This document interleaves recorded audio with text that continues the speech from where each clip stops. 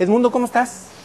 Un gusto saludarte, Salvador. Igualmente, Edmundo, me da mucho gusto que nos recibas aquí en tu oficina. Y bueno, pues el motivo de la visita, como te comenté cuando hablamos por teléfono, es tener una conversación contigo en que nos ayudes a entender un poco qué es el cambio climático, cómo podemos percibir de que existe, qué tanto ha afectado el calentamiento global, la situación, qué se espera para el futuro y qué podemos hacer. Hay una confusión de repente en muchas personas y en muchos de nosotros. ¿Qué diferencia hay entre calentamiento global y climático? ¿Qué es el cambio climático y qué es el calentamiento global? El clima cambia constantemente. De hecho, a lo que nosotros llamamos el tiempo, tenemos un tiempo muy lluvioso, lo cual no quiere decir que la Ciudad de México tenga un clima muy lluvioso. El clima es el promedio de los años. Del estado del tiempo. Exactamente, de lo que constantemente varía, que es el estado del tiempo. Bueno, pero ese clima está comandado, entre otras cosas, por las radiaciones que nos llegan del Sol.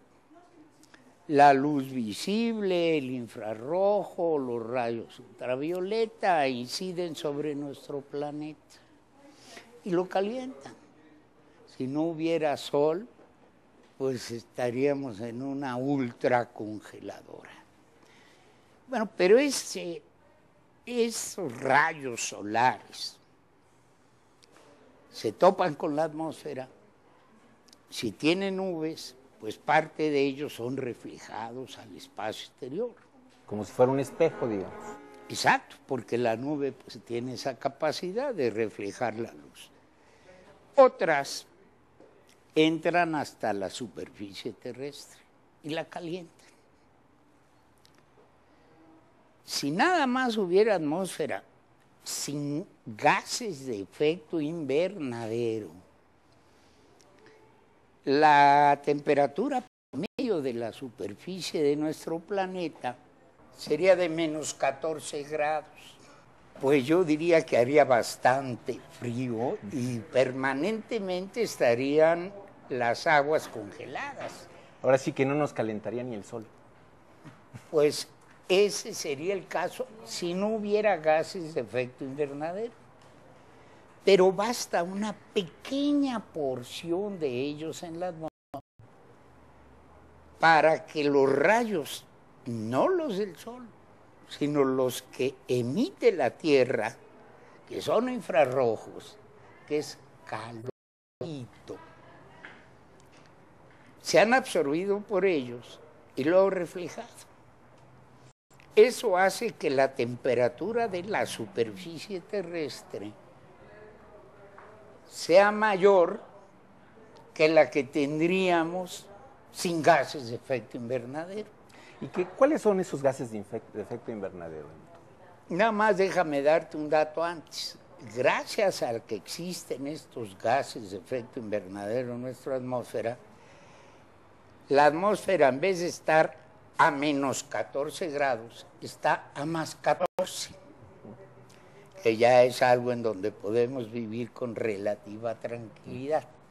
Los principales de estos gases son, número uno, el dióxido de carbono, que es esencialmente producto de la quema de combustibles, y en particular de combustibles fósiles, como el carbón o el petróleo. En segundo lugar está el metano, que pues sale de la descomposición de materia orgánica. En condiciones en donde no llegue el aire se forma el metano. Eso pasa en los pantanos, eso pasa en pilas en donde están las aguas hervidas, en los basureros, y también hay emanaciones producto de animales, producto de estiércol, etcétera. El tercero importante es el óxido de nitrógeno. Cuando encendemos una llama, el oxígeno que está en la atmósfera y el nitrógeno que está en la atmósfera, los componentes principales, se combinan y forman ese óxido de nitrógeno.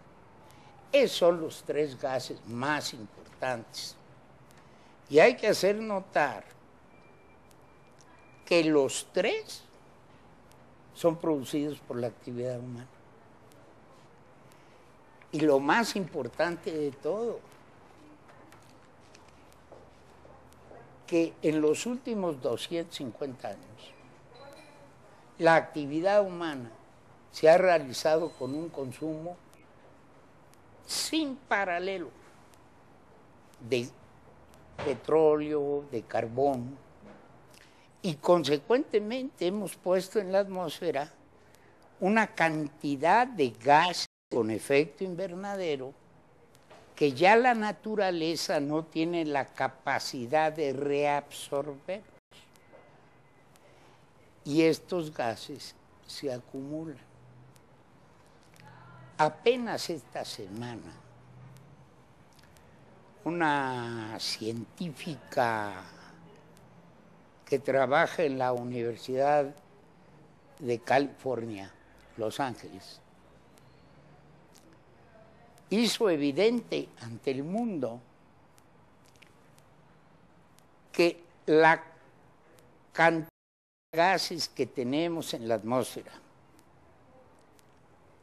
no tiene paralelo en los últimos 15 millones de años.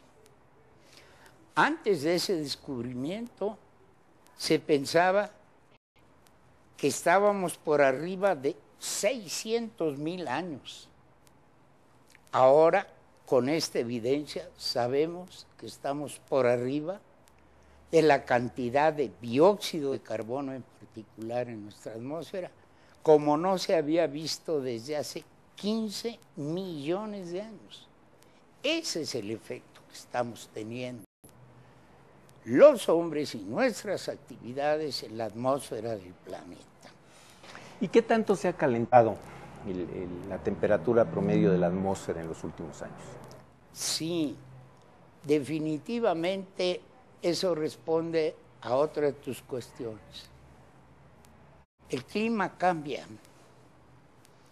Y si le acumulamos dióxido de carbono, cambia calentándose, como tú mismo lo has dicho.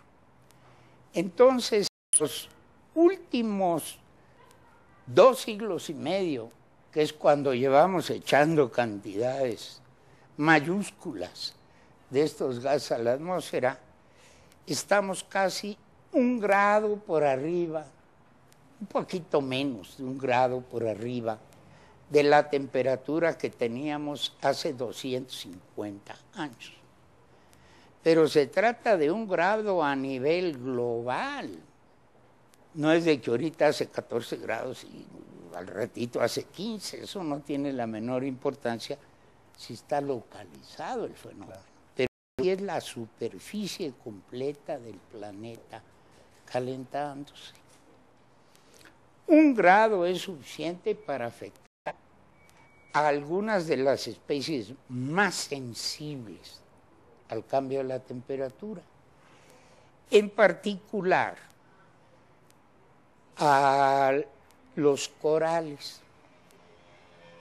Los corales ya empezaron a morir a nivel planetario porque 1 grado de incremento en la temperatura del mar en donde habitan, que es muy cerca de la superficie, causa el llamado emblanquecimiento coralino. Ese es uno de los fenómenos del cambio climático y de su consecuencia, el calentamiento global, que ya estamos percibiendo. ¿Y algunos ejemplos que nos pudieras poner de cómo a México le está afectando ya el cambio climático? Así de una manera muy breve, ¿cuáles nos podrías mencionar? Bueno, hay varios lugares en el mundo que son más sensibles a ese calentamiento. Sin duda a los polos, y en particular el Polo Norte. Pero también los glaciales montañosos son los primeros afectados. México depende relativamente poco del deshielo de esos glaciales para su agua.